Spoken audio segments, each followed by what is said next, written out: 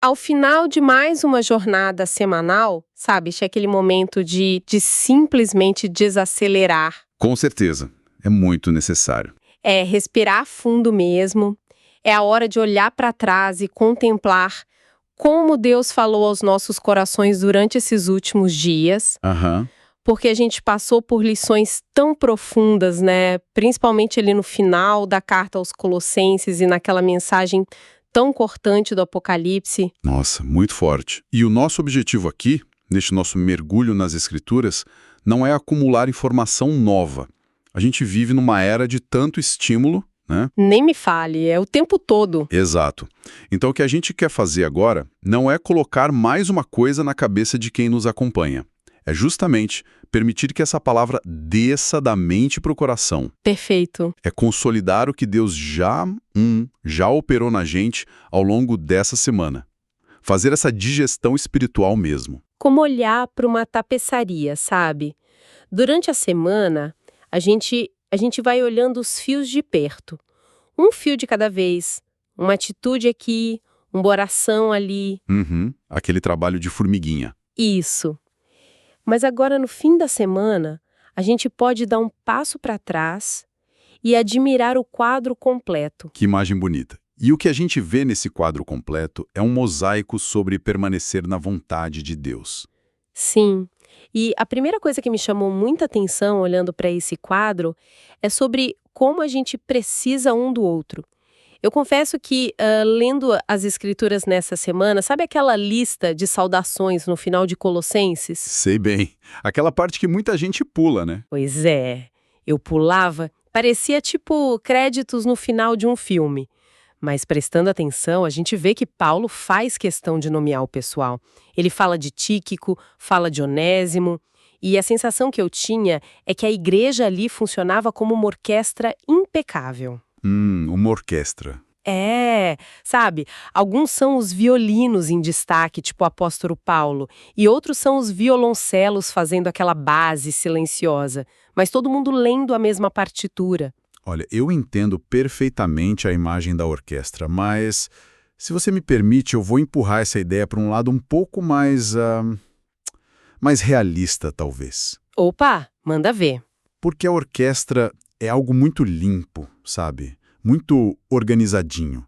E a realidade da igreja primitiva era infinitamente mais caótica. Caótica como? Em vez de uma orquestra, pensa na técnica botânica da enxertia. Enxertia, aquela de misturar plantas. Gira e amarra a força no tronco de um limoeiro Aham, já vi isso. é um processo doloroso. Não é natural. Mas no final produz uma árvore incrivelmente forte, que dá frutos juntos. E a igreja era isso. Vamos pegar os nomes que você citou, tipo Tico e Onésimo. Certo. Paulo diz que enviou Tico, que era um líder super respeitado, um homem livre, junto com Onésimo.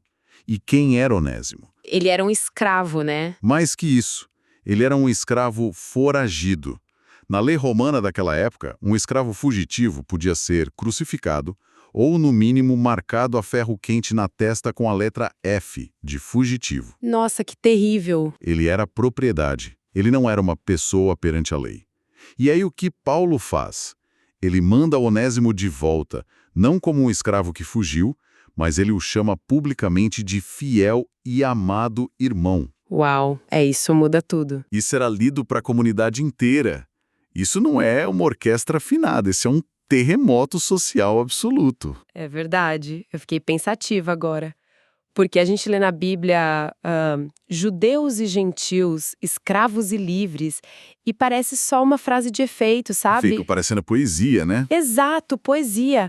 Mas na prática você tinha no mesmo ambiente o dono das terras e o escravo dividindo o mesmo pão na ceia. Exatamente. Judeus que cresceram a vida inteira achando que, entrar na casa de um gentio tornava eles impuros, agora chamando esses gentios de família. É quebrar séculos de inimizade. E é por isso que o plano de Deus nunca foi para ser vivido de forma isolada. A comunidade era o próprio testemunho. A métrica de sucesso deles não era o tamanho da reunião, sabe? Era o cuidado mútuo entre pessoas que, lá fora, na rua, se odiariam. Isso me faz refletir muito sobre a gente hoje. Porque Hoje em dia, o individualismo é muito forte. É quase a religião principal da nossa cultura. Sem dúvida. A religião do eu, né? Sim, e a gente trata a fé como se fosse autoajuda. Tipo, o meu momento com Deus, a minha paz de espírito. Mas o que a gente tira dessa lição é que não existe sobrevivência espiritual se a fé for só minha. Ela tem que ser nossa. Tem que ser nossa. O texto de Efésios 4:3 diz pra gente se esforçar para conservar a unidade. E essa palavra esforçar no original implica um trabalho muito duro. Conviver com quem pensa diferente dá muito trabalho. Dá mesmo. Mas é esse cuidado que nos sustenta. Só que, ao mesmo tempo, a comunidade tem um limite. Ela te ampara, mas existe uma parte que é só sua. A responsabilidade pessoal. Isso. A comunidade não pode crer no seu lugar. Ninguém pode criar raízes por você. E é aí que a gente entra na segunda grande lição dessa semana. Que é o contraste que me assusta um pouco, sendo bem honesta. Porque se a comunidade era esse solo tão bom, como é que a gente explica a história de Demas? Pois é. Demas é um caso emblemático. Dá um frio na barriga, sabe? Porque Demas andava com Paulo. Ele conhecia o apóstolo de perto. Ele via os milagres. E, de repente, a palavra diz que ele abandonou tudo por amor ao mundo. Como é que alguém desvia o olhar de um jeito tão drástico? A gente tem a tendência de achar que os desvios espirituais são grandes quedas, né? Uma coisa repentina. Sim, tipo, a pessoa acorda num dia e fala que não acredita em mais nada. Exatamente. Mas a realidade da mente humana não funciona assim. O mecanismo por trás desse amor ao mundo é o que a gente pode chamar de habituação. É uma mudança muito sutil de linha de base. Explica melhor essa questão da linha de base. Como que isso acontecia com Demas e como que isso atinge quem está ouvindo a gente agora? Imagina que você entra numa sala. E nessa sala tem um cheiro fortíssimo de um perfume muito doce. Certo, eu consigo imaginar. Incomoda bastante no começo. Exato. Nos primeiros 5 minutos aquilo incomoda muito. Mas meia hora depois, o seu cérebro simplesmente filtra aquele estímulo. Você nem percebe mais o cheiro do perfume. É verdade, a gente se acostuma. A cultura ao redor de Demas, que era o Império Romano, com todo aquele conforto, aquele status, as vantagens financeiras, era esse perfume. No começo, o choque com os valores do evangelho é grande. Mas se a pessoa não desenvolve raízes próprias, ela começa a se acostumar com o cheiro do ambiente. Ela faz uma pequena concessão ali, para não parecer radical demais. Um acordo aqui para não perder uma amizade. Isso, um negocinho ali para fechar um contrato, e quando ela percebe, os valores de Jesus é que parecem estranhos. A vida do mundo passa a ser o novo normal. A famosa ladeira escorregadia. Sabe o que é interessante? O mundo que seduziu Demas era um, mas a nossa versão atual do mundo é outra. Com certeza. O princípio é o mesmo, mas a roupagem muda. Pois é. Hoje, a tentação não é participar de um culto no Templo de Roma. O nosso mundo tem, tipo, o formato daquelas horas extras no trabalho para garantir uma promoção que acaba destruindo a nossa saúde. Exato. Ou então, sabe, aquela busca maluca por validação na internet, a opinião dos outros vira mais importante que a nossa integridade? Nossa, isso é muito real. São coisas inofensivas à primeira vista. Mas elas vão mudando o nosso perfume, mudando a nossa linha de base silenciosamente. E é por isso que Paulo faz questão de contrastar Demas com Epáfras. Porque Epáfras entendeu esse perigo. O texto diz que ele lutava em oração pelos irmãos. E a palavra grega ali é a mesma raiz para agonia. Ele agonizava em oração. Não era só uma prece rápida antes de dormir. Não era abençoa a nossa semana. Era uma luta. Porque a maturidade espiritual não é você nunca sentir atração pelo mundo. É você sentir a força da gravidade puxando, mas ter raízes fundas o suficiente para não ser arrastado. Isso faz todo sentido. Mas sabe de uma coisa? Se o caso de Demas mostra esse perigo de ser puxado para fora, a gente viu nessa semana uma ameaça que é ainda mais silenciosa. Você diz a mensagem do Apocalipse? Sim, é a Odisseia. Porque Demas, pelo menos, foi embora. A ruptura dele ficou visível para todo mundo. Mas e quando a pessoa não vai embora? Quando ela continua sentada no banco, né? Isso, ela tá ali, frequentando, achando que tá incrivelmente bem, que tá salva, mas por dentro tá completamente vazia. Para tentar sair dos jargões teológicos, eu gosto de imaginar a situação de um pneu de carro. Um pneu, como assim? Imagina que você está dirigindo na estrada e o pneu estoura. Do nada. É um barulho enorme, o carro perde o controle, você sabe que quebrou e para no acostamento. Isso seria uma queda óbvia, um escândalo. Um desvio bem claro. Mas Laodiceia não é um pneu estourado. A autossuficiência é um pneu com microvazamento. Nossa, genial essa analogia, o microvazamento. Porque, olha, com microvazamento você não escuta barulho, você olha de manhã, a borracha parece ótima, você vai trabalhar, volta, vive a sua vida. Aham. A rotina normal. Isso. O ar está escapando, mas de um jeito tão sutil que os olhos não registram. Às vezes até acende aquela luzinha no painel, mas a gente ignora. A gente pensa, tipo, depois eu calibro, o carro tá andando. Exatamente isso. E o perigo é que você continua acelerando achando que tem segurança. Até que chega uma noite de chuva, você precisa frear e descobre da pior maneira que o pneu estava no chão. A autossuficiência esvazia a gente no silêncio. O que torna isso tão letal é essa falsa sensação de normalidade. E olhar para a história de Laodiceia explica muito o porquê deles agirem assim. Eles eram o centro financeiro da região, eram muito ricos. Sim, os banqueiros da época. Tinham bancos, produziam uma lã negra caríssima e fabricavam um colírio que era famoso no mundo todo. E teve um terremoto muito forte lá. Roma ofereceu ajuda financeira para reconstruir a cidade. E o que eles disseram? Eles rejeitaram a ajuda do Império. Disseram que tinham dinheiro para reconstruir tudo sozinhos. Mentira. Muito orgulho, né? Orgulho puro.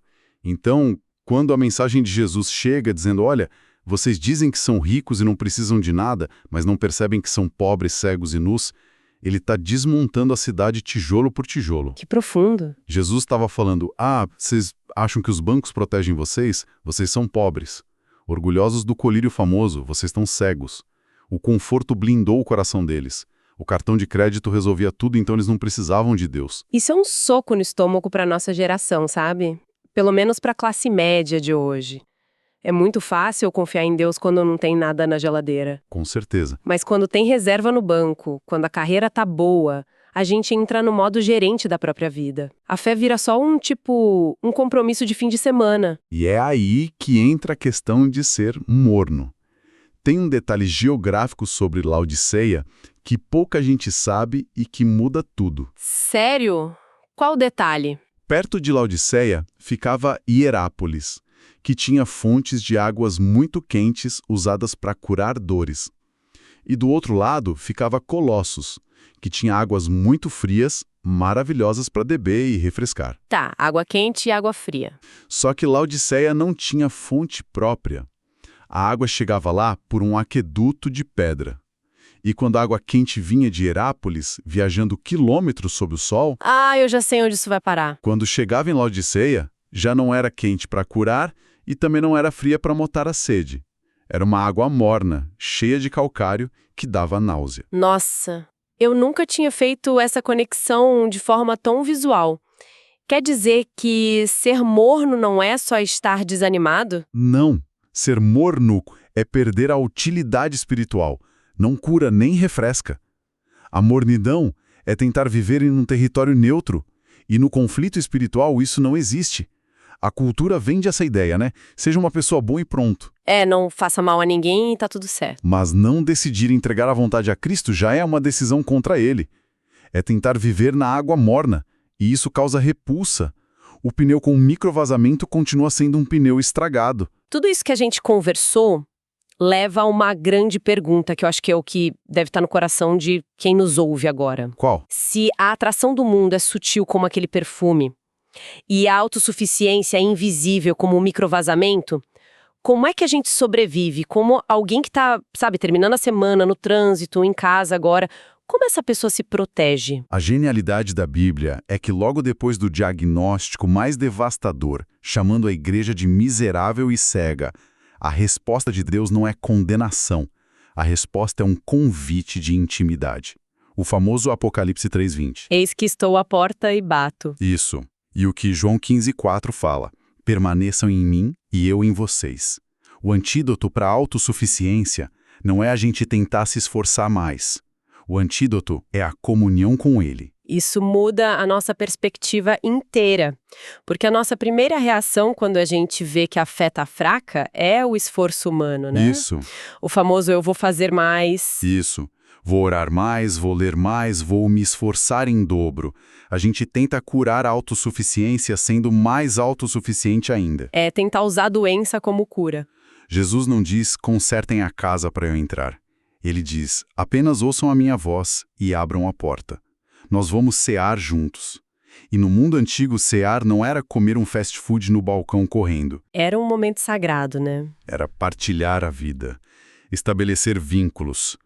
A única proteção real contra a frieza do mundo é essa rendição diária. É deixar ele assumir a direção. Que jornada que a gente fez agora. É tão bom dar essa pausa para processar. A gente percebeu que não fomos feitos para o isolamento, que a comunidade ampara pessoas diferentes.